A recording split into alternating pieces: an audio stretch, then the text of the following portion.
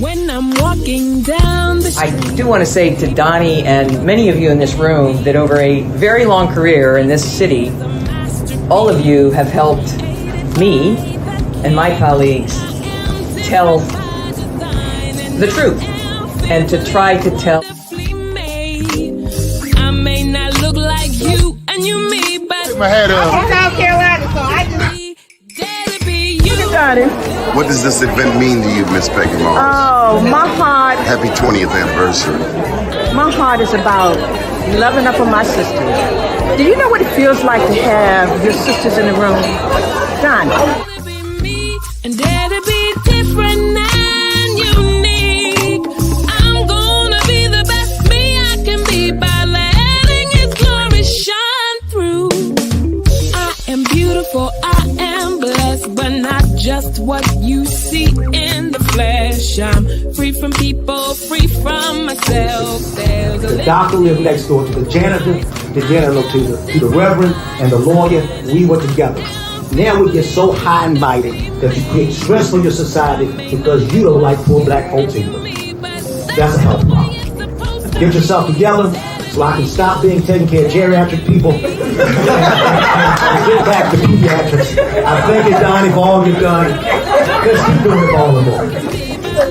letting His glory shine through. Dare to be you, dare to be me, dare to be different and unique. I'm gonna be the best me I can be by letting His glory shine through. And I dare you, I dare you, I dare you to be you. First name's Doni, last name's Glover. In it to win it for the long haul, baby. All right, today is Wednesday, May 15th, and it's about to go down. First up, Byron T. Deese. Next up, Andy Pierre, political extraordinaire, and Richard Deshay Elliott. Good morning, gentlemen. How are you? Good morning. Good morning. Good, good. Well, Richard, since you've come the farthest distance, let's just check in with you. It seems like you're just full of coffee and overjoyed with effervescent ecstasy thanks to the results of the 2024 primary election in Maryland. Yes, good morning. I woke up literally 3 minutes ago. All right, so some of the news. Angela Brooks has broken history in the great state of Maryland. We have a black woman not only as the nominee, not only as the handily nominated nominee, but somebody who's coming through the primary with the full force of the Maryland State Democratic Party apparatus.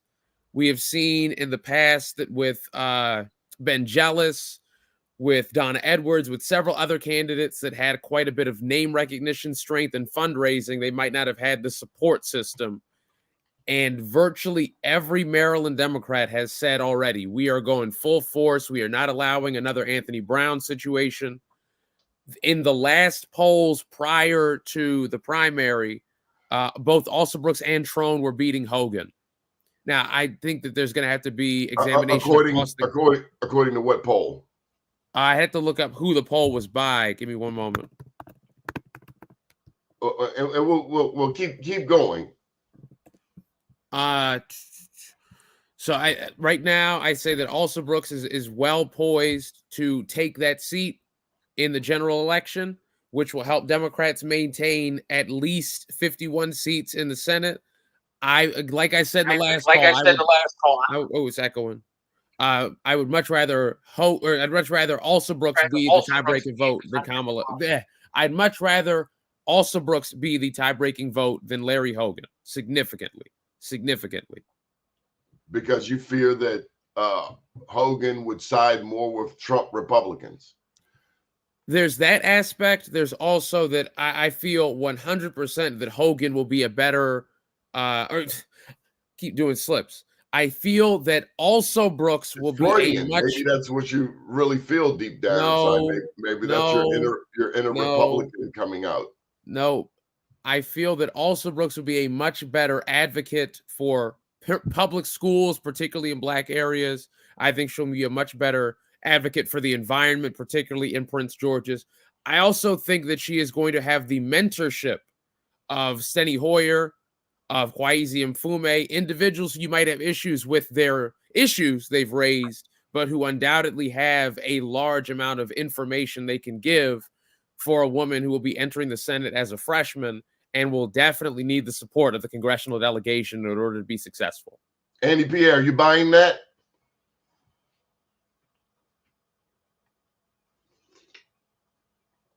Oh, damn. I take that as definitely has merit. It definitely has merit. And I like also Brooks, but Hogan's gonna give her a run for her money, man. Hogan's gonna establishment and all. She has the full, all the support of all of the establishment, all of the Democrats and everybody. But it's gonna come down to the numbers. And there's a lot of Democrats who like Hogan. Byron, this is where I get confused. Because also Brooks won, does that mean that her politics have been good? Yeah, no, not at all. She hasn't been a good candidate, but I think that voters, you have to also add the fact that Trump, even though he spent $45 million on this campaign, 70. Was it 70? So, listen, Some say 75, but I was going conservative. Breaking this out. It's worth breaking this out. And he threw a lot of money at this campaign, but he was not a good candidate either. And Nor did he have good advisors. No good advisors, and he doesn't really understand the Democratic base in the state. I think when you spend too much time in Montgomery County, you think that you can win a statewide election, and that's just not how it works. You need to really fully understand the base. But with that being said, I think when you look at now, we got Hogan and also Brooks. Hogan is a much better candidate, if you will. But I think Black folks have to really get away from the personality of this and recognize that this is about the Senate and the role of the Senate plays in the whole of Congress. And that has to be articulated. Has the Democratic Party, Andy, you think, been supportive of Black people? Because that's what it's boiling down to. Maryland's 30% Black. Has the Democratic Party been responsive to the needs of Black people in the state of Maryland?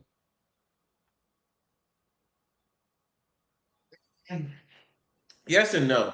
The Black Caucus busts ass. They put the issues up. They go hard, but then you still have to get the rest of the delegations on board. So when you ask the question overall, like broadly speaking, does the Democratic Party take care of the needs of Black people, address the needs of Black people? It's hard to say wholeheartedly yes, because we fall by the wayside so many damn times on so many issues. But I don't know if the Republican Party is the answer. We can't, now. But to answer your question, not really. I think that they've gotten significantly better, and you could in fact credit that to Hogan. When we have a Democratic governor, Democratic legislators frequently operate to give that governor the legislation they want. To give note to Wes Moore, over the course of his 2 years, they have basically so far made an agenda where he has been able to do his accomplishments. When Hogan was the governor, Democrats wanted to prove that they were progressive, they were supportive of voting rights, they were more supportive of public schooling, and you could easily argue this was an act while Hogan was governor. I'm not going to argue with you if you say that's the case. But since the Hogan nomination in 2014, Maryland Democrats have gotten significantly better on Black issues. That said, supporting Black individual candidates is not the same thing as addressing the needs of the Black community. The Maryland Democrats have gotten much better at supporting Black candidates, whereas they've gotten a little bit better at representing Black issues. Well said. Yeah, and I'll jump in there just to say that I think it's important when we talk about Black politics and government and the impact it makes on the well-being of Black people as a whole, because politics and government is really 1/3 of the overall pie that is important to actually make a real difference in the lives of people. But definitely, we're talking Black people. Political government is one piece, economics and community. And when you look at what has the legislators done or what has that mayor or governor done, you have to trace the policies back to what are they doing directly. And then at the same time, was it something that attracted economics, business, capital to those same communities? And what was the actual socio factor when those three things happen? So did the people get involved? Did they get jobs? Did they, the crime go down? So you have to look at a third, kind of the whole pie. But to your point, definitely Democrats feel like they're on attack, if you will, when there's a Republican governor or a Republican president, right? And so they have to create more progressive policies, which in turn are usually focused on helping to lift and address the issues of Black folks. In 1973, the Maryland General Assembly put forth legislation to bring in the Maryland State Lottery. The number one promise was money for education. Since then, over $15 billion has come out of the Maryland State Lottery. Baltimore City and Prince George's County public school systems are at the race for the bottom, 23 and 24. We have schools in Baltimore City without air, without heat. Question: how has the lottery benefited Black people since 1973?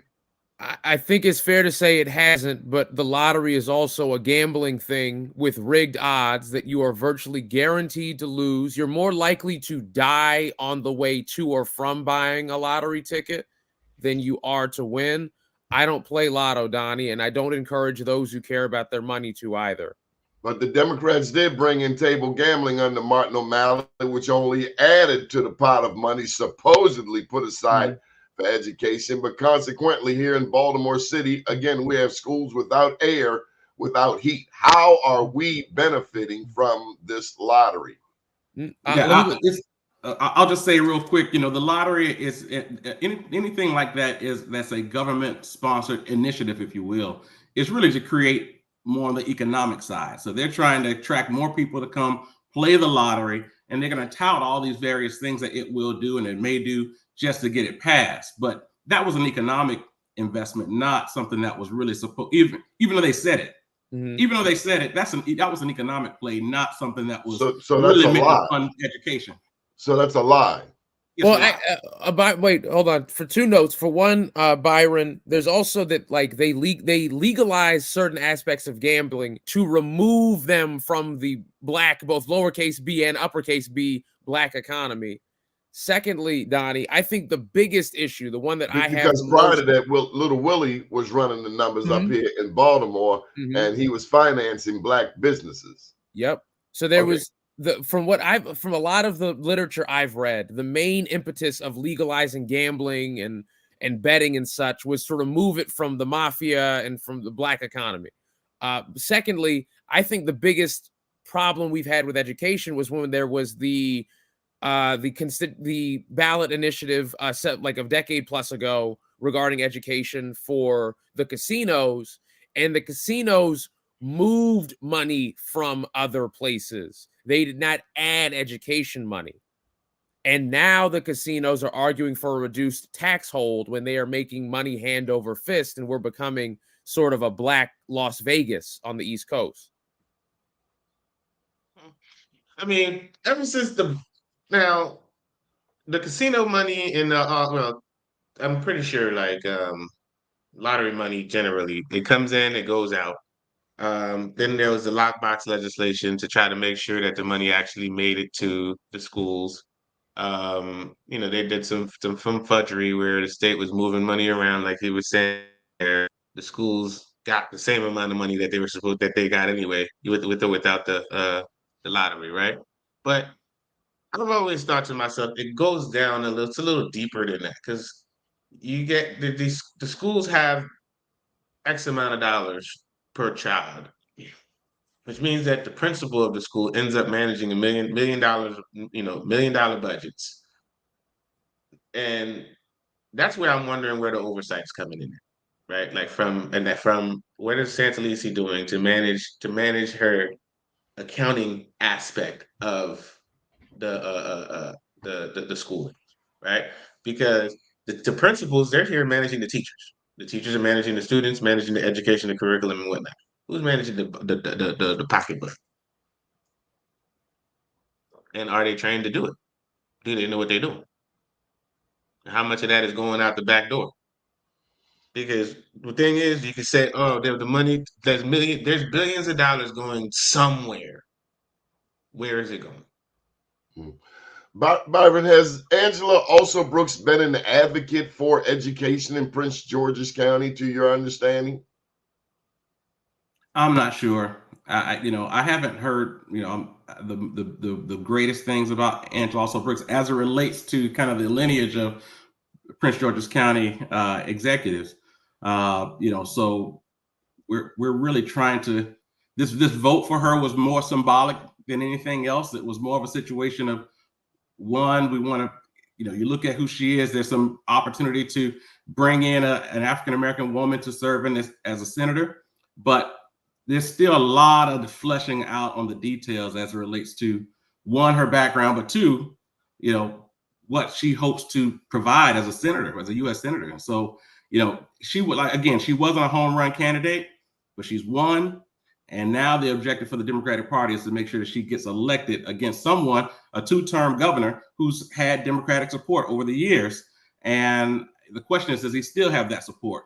And I think at the same time, as it relates to Black Marylanders, and particularly Black Baltimore, is what has Larry Hogan done for Black people, specifically in terms of the issues and the needs, and what has that relationship been like during his tenure?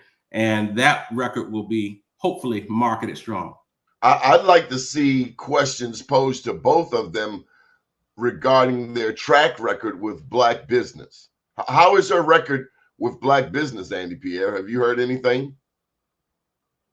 Well, Black businesses love them some Hogan. Secretary Reed was a good guy.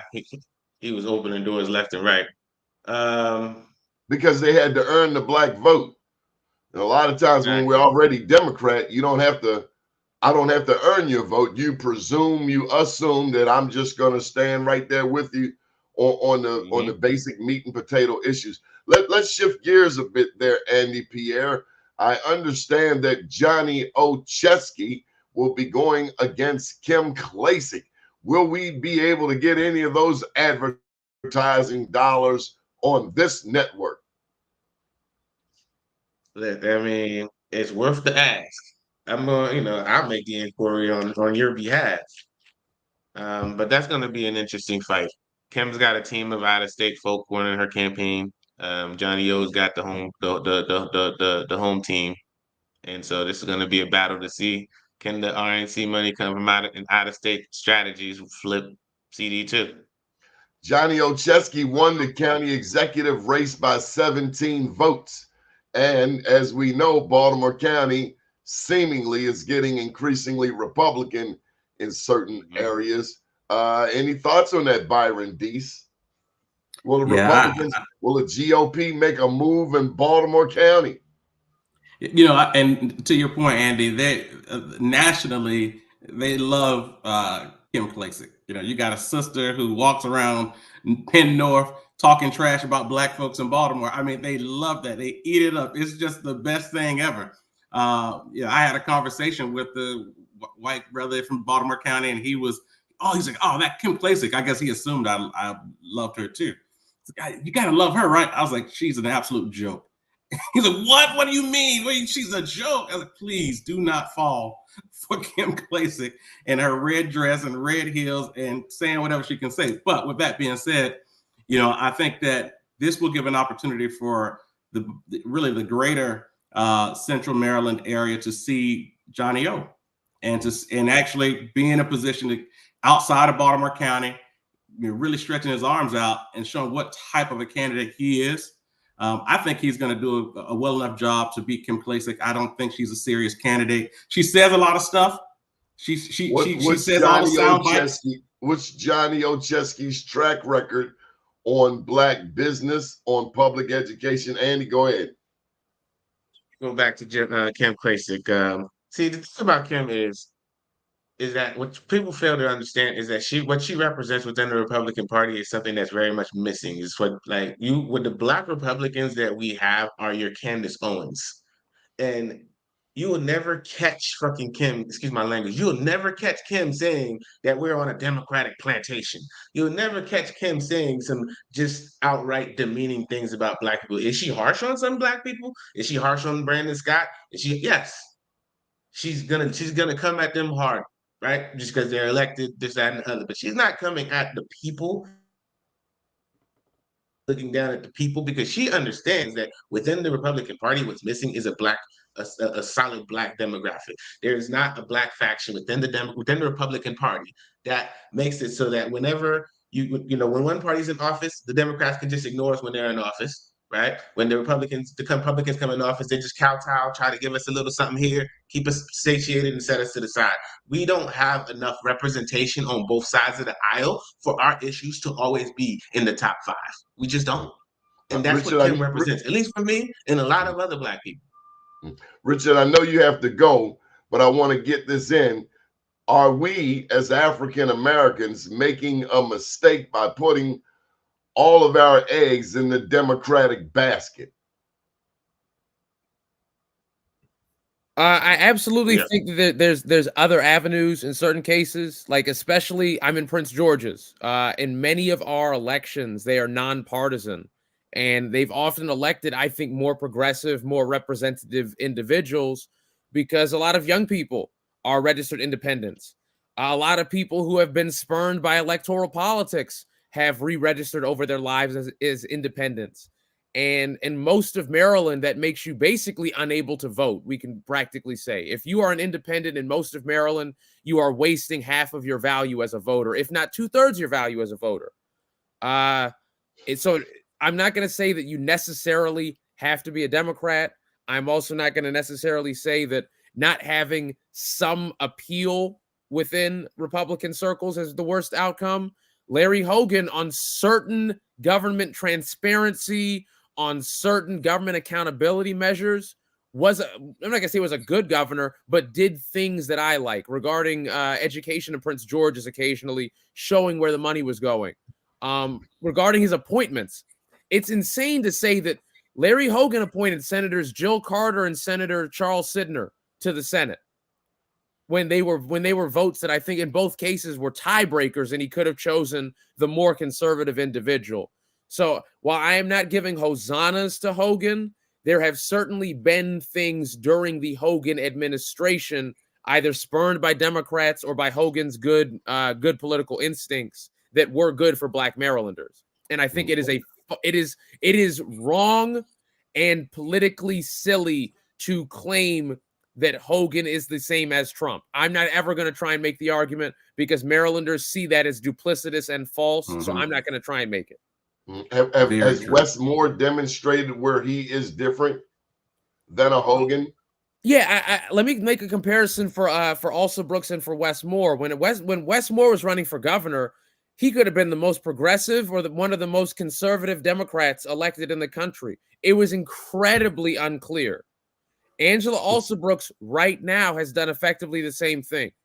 If you were to gauge who Alsa-Brooks is right now, she's a tough on crime, Palestine support, or at least ceasefire supporting woman that is supported by the entire Democratic establishment.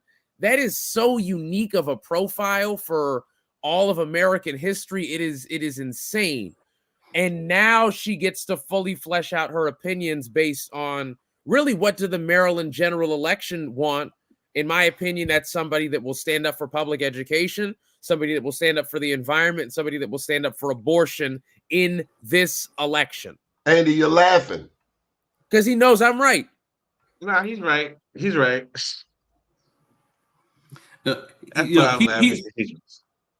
He's definitely right. And I'm going to tell you, you touched on something that's very real, particular to Black voters.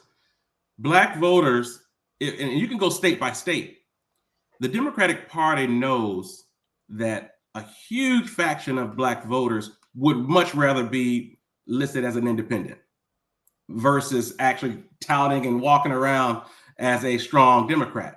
But when it's time to, I went through this, 15 years ago. I signed up. I changed my registration to independent. I said, I'm a blue dog Democrat. None of those around right anymore. It's not the 1990s. So I realized, well, when I vote, who can I vote for? Because the primaries wouldn't really allow you to affect change. So I said, I gotta support.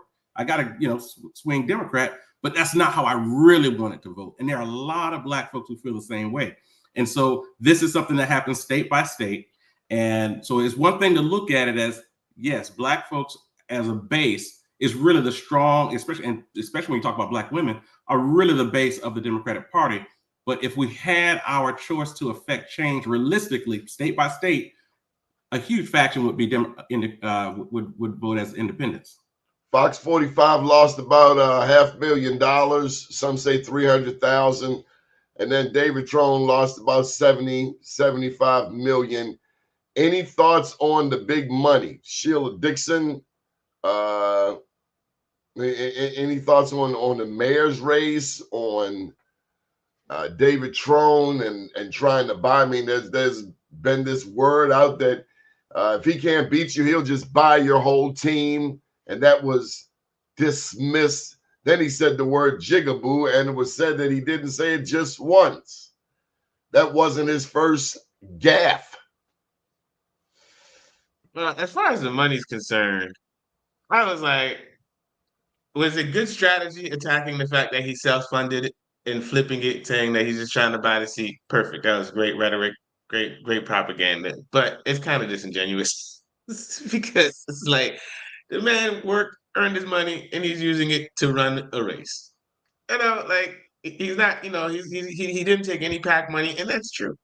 Like, but you got to give it to also Brooks strategists, man. They flipped him. They flipped all of every one of his strong points became the gun in his back. Became the gun in his back by the end of the election. Trone had, you could even say, maybe an ideal first 10 months. Your opponent's not spending money. People don't know who they are. You're known to almost all the state. And then for the last maybe about 3 weeks, he might have thought, I don't want to go serve in the Senate. I don't want it. I don't know if I need this. And he decided to make about 5 or 6 incredibly stupid and more important, completely unnecessary gaffes. Completely and totally unnecessary. He got a pass for saying jigaboo. He had to apologize, and I think it made him look stupid. But the incident that really broke the dam open, in my opinion, was Prince George's County Councilmember Edward Burrows saying that there was a need for training wheels in the Senate. Now, I'm not going to say even necessarily that he was wrong or that he was being particularly harsh, but by that comment, it opened the floodgates to about 650 women signed on to a letter saying that this is indicative of racist and misogynistic campaigning. This is arguing against a candidate that is more than credentialed. And then from there, Trone was arguing with a reporter about an issue I support. Trone was talking about how important criminal justice reform is. I love somebody that will swing on that issue, but you swing in a debate. You don't swing at a journalist that's kind of in your face asking a little question.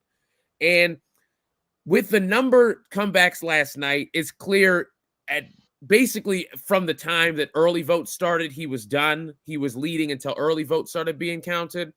But the gaffes from the start of early vote, the lack of a cohesive message by the time of early vote, and really him refusing to capitalize on, we are the candidate to beat Hogan. If Alsobrooks is the nominee, there is a risk of a 51 Republican Senate. And I don't think they emphasized that near the end as much as they could have through surrogates. You think he was afraid to attack Hogan, another white male? No, I don't think that he was afraid to attack Hogan. I think that he was unfortunately too happy to attack Alsobrooks. Like I predicted maybe about 2 weeks before it happened. If they go negative on Alsobrooks and Prince George's, they're going to lose. If they go negative on Also Brooks in my county, they're going to lose. It will be indicative that they think they're down and that they don't think there's any way of increasing their numbers. And for what it's worth, in the Emerson polls, which is the last polls of the race, Trone was at 41. Trone ended up at 42. So Also Brooks essentially... go ahead. Was anybody surprised to see Tisha Edwards' name on as a delegate to the convention? No, and she was the #1 vote getter to the convention from that district, if I remember correctly. She got more votes than Brandon Scott, even as a DNC delegate. I saw Sean Stinnett's wife's name on there, Tammy Stinnett. It's always interesting to me to see those names that pop up as delegates to the convention. Was anybody surprised to see Sheila Dixon lose by 10 points? 10 points, yes, I am definitely surprised by 10 points. I was surprised. I didn't know who was going to win between the two. Yeah, I know Brandon never sweat. I never saw Brandon Scott sweat at all. Yeah. I was surprised by the margin. What did he know that the rest of us did not know, Andy? I mean, he had a pretty good team. He didn't even have signs up. I mean, you just started seeing signs a week before the election. I think they're purple. I will say this, No, they're blue. They're blue. That's right. My bad. One thing I did notice about Brandon, and within the last, say, 6 weeks, that one of the big issues that folks have had with Brandon historically is that they were trying to relate to him and connect with him just as a human. In the past 6 weeks to 8 weeks, he's become a family man. You see the pictures of him and his baby, and they, it's just out with the family, and that's something that he didn't have before. And people were able to see that and say, okay, wow, we see where his commitment will be over the next 10, 20 years.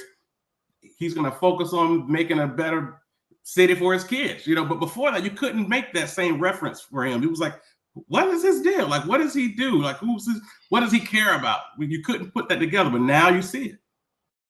Now, this is as an old head, I thought marriage was going to come into the situation. I honestly, last night I was thinking to myself, Theroux dropping out the race and throwing his weight behind Sheila Dixon hurt Sheila more than it helped her. That was my thought last night. I was like, He's no kingmaker, I can tell you that. And he still pulled like 5% of the vote, so he still was hurting Sheila, even as he was helping Sheila. I was on the phone with Baltimore legislator yesterday talking on the results. At the time I was talking to them, at that point Sheila was up. But now whenever people have these discussions regarding the poll numbers, it needs to be known to the public. The order stuff comes in is vote by mail, early vote, election day, provisionals, the last of the vote by mail ballots. The early vote results, the mail-in ballot results generally favored the candidates supported by older individuals. Vote by mail has increased the access to the ballot for younger people, but it makes it so much easier for grandma and especially great-grandma to vote. It is absurd. Mm-hmm. So, any thoughts on Fox Television? They have tried to be kingmakers, Andy. Fox Television is longing for a candidate. They tried Theroux Vignarajah for 2 election cycles. Now they've tried Sheila Dixon. You think maybe, and they, let's not forget that they bought the Baltimore Sun. So what does that say about Fox 45? What does that say about the black employees, the black reporters at Fox 45? I mean, how in the hell do they look themselves in the mirror? I mean, they're making 6 figures, right?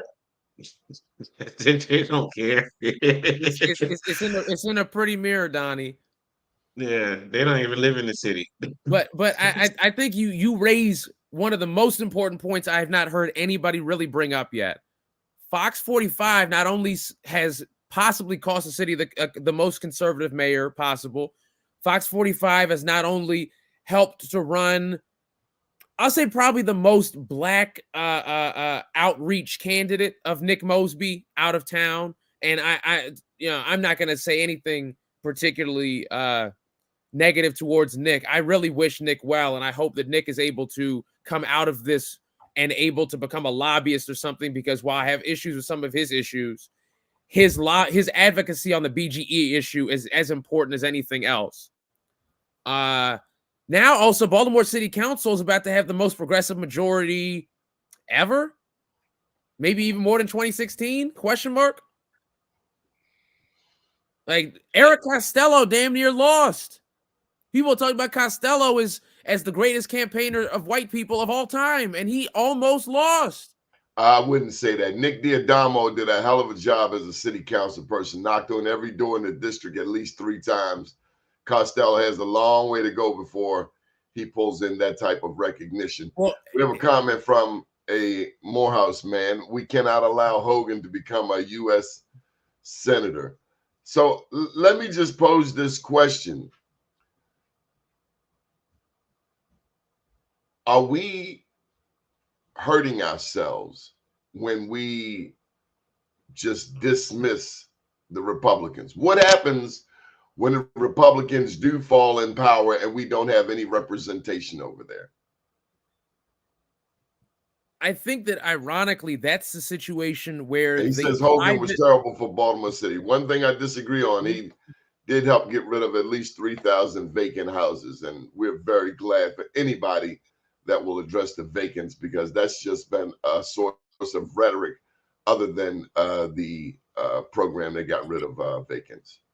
Mm-hmm. Well, Donnie, I agree with you on this. When there's a Democratic governor, the only black folks that generally matter to them are either black electeds, black financiers, or black folks who run political organizations. Those are the 3 individuals that get the largest menu from the governor, speaker of the house, blah, blah, blah, because in a representative democracy, you only got to appeal to a few people. I hate that fact, but it's a fact. Now, when there are Republican governors, that kind of flips the situation on its head. In many cases, black legislators actually can't go and argue for things.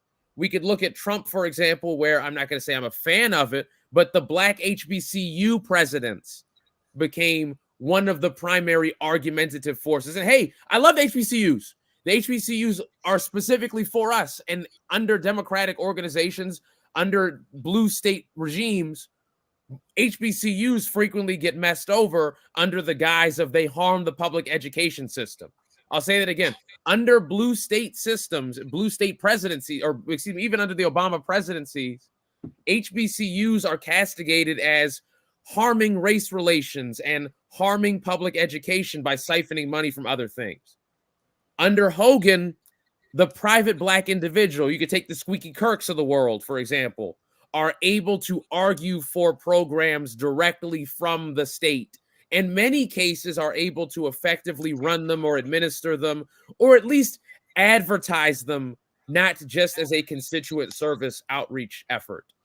So regardless of who is in power, there is still black outreach. I think that just how powerful the outreach person needs to be is substantially lower when there's a Republican leader. That's my opinion, even as an ardent Democrat who frequently asks for things from Democrats.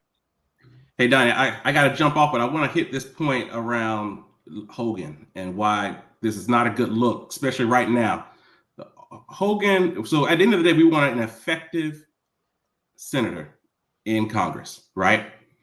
If Hogan wins, he may be a champion for, you know, the Lincoln Party, if you will, you know, the old neocons, the folks who are the anti-Trumper wing of the GOP, but he's going to be fighting. That would be his main objective, to be if Trump were to win the presidency, or at the same time, all the Trump wing of the Republican Party. That will be his goal, to make sure that to try to rebuild the Reagan Republican, if you will.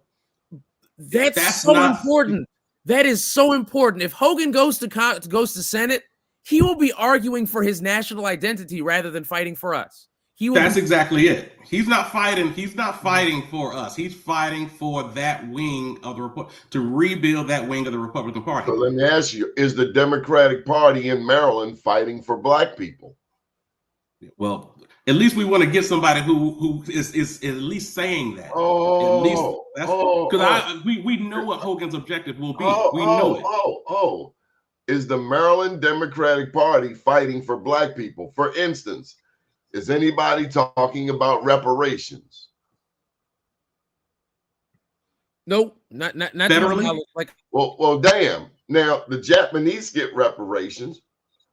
People from other countries get reparations. Ukraine gets billions of dollars. What about Hogan? Definitely not going to talk about reparations. I can tell you that right now. Are you He's sure? not going to be. I'm positive. Well, he's going to come on this show, and I will be calling you gentlemen so that we can pose these and other important questions to you. But right now, we have a black governor. We don't need a Hogan or the Republican Party. We have a black governor, a black attorney general, a black treasurer, a black speaker of the House. Andy, is there any reason that we can't push forth on reparations if you agree with reparations? There's really no reason why it can't be on the table, because there's enough power, black power in there. But will it pass? Probably not. Now, well, let me tell you, you miss 100% of the shots you never take. That is certain. True. I'm just asking, is anybody going to shoot the ball? Donnie, for what it's worth, when Wes Moore was running for governor, I'm just saying when he was running for governor, he might have changed his mind 10 minutes after or 10 minutes before, whatever. He said that he was pro-reparations. He said adamantly that we cannot solve the racial wealth gap problems. And as far as I'm concerned, if you're discussing the racial wealth gap in a serious capacity, that was his line, wasn't it? Mm-hmm. Work, wealth, wages, wealth. Work, wages, wealth. There you have it. Now, to give some credit, because I think that Wes Moore so far has actually been a fantastic governor. And I'm not even trying to blow his head up. I think that he has been. Well, this is mind blowing, Richard, considering that you were not a supporter. I mean, damn. I mean, Peter Franchot. I wondered if that guy even knew any black people. He told black people at that rally he had down at the airport to go to his website and look at his program on MBE that Joe Gaskins wrote just before Joe Gaskins quit the team. Well, with the Franchot administration, my goal would have been using my leverage as an independent black agent, like I just said, to move resources and power away from just elected officials, but also to the private individuals who need to know what's going on. Was there a real difference between Franchot and Hogan? Between Franchot and Hogan? Absolutely. Absolutely. There was? I think that you could say that for their political style of being kind of poll-driven and not necessarily having ideals on the day-by-day, you could easily argue that. But for actual goals and achievements, I think that Franchot's primary reputation going down in the history books will be as an individual that sponsored reforms, an individual that looked at every reform effort in the state and at the very least said, here's what I've been doing, here's what we've been doing to try and further reform on this front, and here's what you could do. That's what I looked at him as doing. So look, Dale makes a great point. So we can't talk about our issues. Israel can talk about their issues. Ukraine can talk about their issues. Everybody else can talk about their issues. But when it comes to me and my black ass, I just better vote Democrat. Remember when Anthony Brown was first running? He said they had signs up Liberty Heights. I don't know if you remember him. Vote for the Democrats. Vote for the Democrats. I was like, huh? That's what you tell me. I understand it. Yeah. Was not a fan of those. We'll probably see him again. We might see them again. You gotta deliver. Look at Baltimore City Public Schools. Aaron Maven showed us a picture of icicles on the classroom windows. Poly, City, these schools, top-notch citywide institutions, they don't even have air and heat on certain days. We got new renovations for the football and baseball stadiums, but some of these schools just need their filters changed. Mm-hmm. I do not understand the lack of commitment to our children, whether it's the lottery's fault or not their fault. Why isn't anyone talking about Baltimore City, Prince George's County Public Schools at the bottom? The bottom. I mean, damn. Well, Baltimore City has the third highest funded school jurisdiction in the nation. These kids can't even spell. They can't count. Well, for the dichotomy between the two candidates that'll now be facing in the general, also Brooks's main sticking point on education has been the construction of new schools. I raise issue with how they are being funded, but also Brooks is one of her, I'd say maybe three main. I ask where they are being put because they're not in my neighborhood. No. I'm talking about in Prince George's. These are Prince George's County executive specific ones. They are building 10 new schools and they used public-private financing. I don't believe that's how you should pay for them because that's going to make them about twice or 3 times more expensive in the long term. But to help address our overcrowding issues, also Brooks has gone to the mat to try and build new schools. And they are going to be high-quality schools when they're done. And they were built pretty fast, I must add, as well. Now, that's just one angle of the education bit. But that said, the Education Association supported David Trone in the primary. Who will be the next county executive in Prince George's? Juiciest question for all listening viewers. You might want to perk your ears up for this. In Prince George's County, there are 2 scenarios of note. Number 1, the county executive resigns prior to a predetermined date, leading to a special election wherein any candidate may file. In such a special election, I think some of the strongest candidates are Aisha Braveboy, Calvin Hawkins, Jolene Ivey, possibly Rashawn Baker. At least those 4 as incredibly strong candidates in a special election. You said also Brooks' name first, but Calvin Hawkins was actually a also Brooks supporter. Doesn't that matter? Yes, I Brave Boy supported Trone, which I would assume would mean that also Brooks would not support her for county executive. Oh, I'm sure she would punish her at this point. I mean, I'm not going to speak too sure, but the future may tell.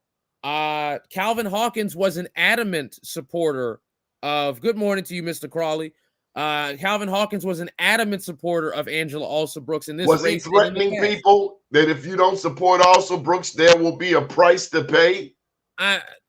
Until somebody says that's happened for certain, I think that the situation is more, there's so many people supporting that if you don't support, you can't eat from the trough, not necessarily say, I'm going to hit you. And they were taking away the carrot. They weren't necessarily offering the stick.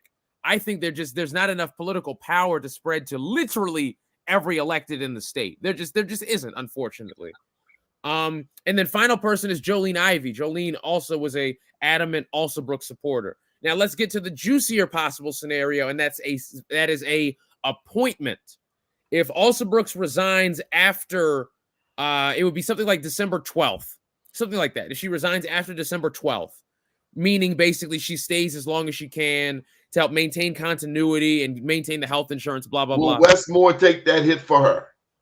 Well, Westmore, what do you mean take the hit? Well, so you're saying he's going to push Calvin? I don't know. I actually don't.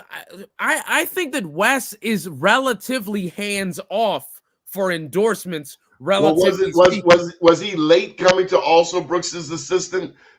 Initially it seemed like he was a little tepid, but somewhere along the line she grabbed him by the collar and said, "Look here, boy."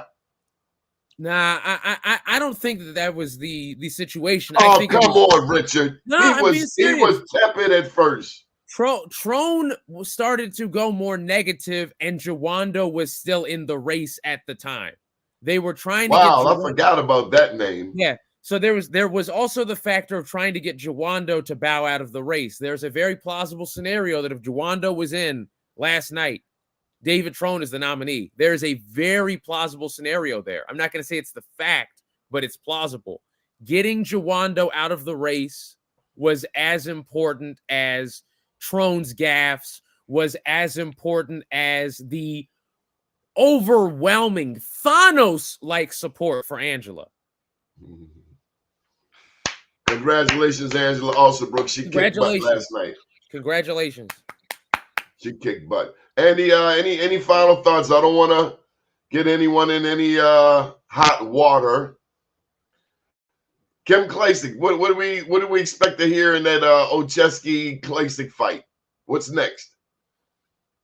I mean, it's gonna be it's Johnny O's race to lose at this point. Just speaking frankly, Kim's strategist, Kim GC is gonna really have to show and prove that he can beat a Marylander, true blue Baltimore Countyite in his backyard, and this is what elections are made of. Good stuff. But I like Kim. I like Kim as a person. I think she's a wonderful individual, and so I want to see her do well. But I also have to be realistic about the numbers. Hey, okay. Any final thoughts before we get out of here? I got a whole bunch of final thoughts. I'll try and make them quick. Kim Klacik does pay people to cover the polls. And for anybody who's listening, let me do a quick unsponsored, unpaid ad. This guy, Andy Pierre, he'll get you 100 people to cover the polls. He'll find you people. He'll help you cover the polls. It is the most important thing in an election. If you're in an election and you don't cover the polls, you might as well have a car with no engine because it looks pretty, but it damn sure ain't going to move anything. Other notes. Also, Brooks is going to, I think, run the kind of Westmore in the general election. I'll discuss my grander campaign strategy. There has already been concerted effort to brand Hogan as anti-abortion, and this election, is he anti-abortion? I never heard that until this election. I'm not going to say. Well, right now, there's been 3 points of in his life. When he was a young boy, he was very anti-abortion, as was his dad. I don't know if it's fair to call a candidate who he was when he was 19. Whatever. When he ran for governor, he was not anti-abortion. And he said, why are y'all calling me anti-abortion? I'm a governor. I don't really do anything on this. Helped him to win. Now, different scenario. Not only is he now, I'm not anti-abortion, but I damn sure ain't pro-abortion. But he is also running for Senate to be the tie-breaking vote when Roe v. Wade is the most important issue in the nation. It is not going to be a Marylander question. It is going to be New York Times. Larry Hogan, how you feeling today? Is abortion important to you today? Or are we saying there aren't issues when you're a senator? And let me give Mr. Deese a final note of extreme applause for something he said I ain't think of. If Angela Alsabrook goes to the Senate, she is receiving mentorship from some of the most esteemed and long-serving Democrats in American history. If Larry Hogan goes to the Senate, he's fighting against Democrats, he's fighting against Republicans, he's fighting against Donald Trump. He's Liz Cheney without the name recognition on the national scale. Oh, you're saying Trump's going to beat Biden? No. But I think that even if Trump does not beat Biden, Hogan is going to throw barbs at Trump, and Trump is going to go throw barbs at Hogan regardless. Hogan will be up there as a man with very little of a country and even less of stuff that he truly needs to stand on. You could say the thinking man's Marjorie Taylor Greene. Okay. Have you ever interviewed Hogan one-on-one? If you give me the opportunity, I'm going to make that shit shine. You're going to need a referee at that interview. I'll be the referee. Protect yourself at all times. No, I would be thrilled to do so because there are parts of his record that I would like for him to talk about because they're positives on when you made your appointments, what were you considering? Because I think he could very easily say, I wanted the most representative leaders in the Black community when I made my appointments. I don't think that he'd be lying to say that. I think that he could talk about what his goals were for being the governor and how he was able to accomplish them. If I interview him, I'm not going to try and just say you're the worst candidate for the Senate and I hate you, but you were a very successful governor what could Marylanders learn from your tenure as governor for how they should look at this governor? Would you say that Wes Moore's reelection is a cinch? Right now, hell yeah. Right now, I think Angela Alsobrooks is the most powerful Democrat in Maryland. She just received more than half of the vote against a very powerful individual who had oodles and oodles of money. She had roughly as much money as Wes Moore, but got like twice as many votes as he did when he ran for governor. But I think that Wes Moore is going to have the machinery, the money, and the national appeal. Hold this, Doni. We have not one but two black individuals in this state that are at least VP candidates. At least. Two in one state that are at least VP candidates. That's at least VP. So possibly even presidential. Clearly, Wes Moore doesn't want to be anybody's VP. Wes, if you run for president on universal health care, I'm going to move the world to try and get votes for you for president. We have to make sure it's still a fact. It's still a reality here in the state of Maryland, correct? I think that the presidential cycle after this is going to have maybe 30 candidates on the Democratic side, and the possibility of having not only a black candidate, not only a young black candidate, not only a young, relatively progressive black candidate, but a young, progressive black candidate who will fight for Maryland first. All right. Well, I got to put you young bucks on point. There's a senior statesman whose name has not been mentioned once during this show, who was a part of this victory for the Democrats as well. As a matter of fact, back in 18 years ago in 2006, Martin O'Malley and Mike Miller were very disrespectful to him. But I will tell you, he is the unsung hero in an Angela Alsobrooks victory. His name is formerly Frisell Gray Kwesi Mfume. We only build on the shoulders of giants. If it was not for the 2006 Kwesi Mfume campaign, if it was not for the 2016 Donna Edwards campaign, Alsobrooks does not have the same pathway and viability that she does. Well, she didn't make the mistakes that Donna Edwards made. Donna Edwards made some serious gaffes. Her public relations were horrible. As a proud Donna Edwards voter, they are distinctly different candidates. I think that it is fair to say that Alsobrooks is a very clean and a mistake avoidant candidate. Let me say that. More so than trying to find points of pressure to make you want to support her, she makes it very hard not to support her. And she looks pretty darn good in a gala gown. I saw her in a gold dress. Was like, wow. The county executive is a immaculate woman. I cannot say anything but that. Congratulations to her and her family. Andy, we're going to get out of here. You good? Yeah. We kept the brand intact. Richard Deshae Elliott, we thank you for your top-notch analysis, sir. It's okay. You'll get more soon. I don't know if I'll be back Friday now because I thought the results wouldn't be until Friday, but I will be back soon, and we will continue to litigate the Senate election to make sure that people are aware of the distinctions between the candidates. Thank you, everybody, for listening. I don't have a jingle this week. Thank you for tuning in. You will hear from us all again. Up to date, down tomorrow, do your day, and everything will follow. Nothing to it but to do it. I got to do it, regardless of how I feel. I am somebody. Andy. Higher Andy. Higher Andy. I am my brother's keeper. Good morning, world.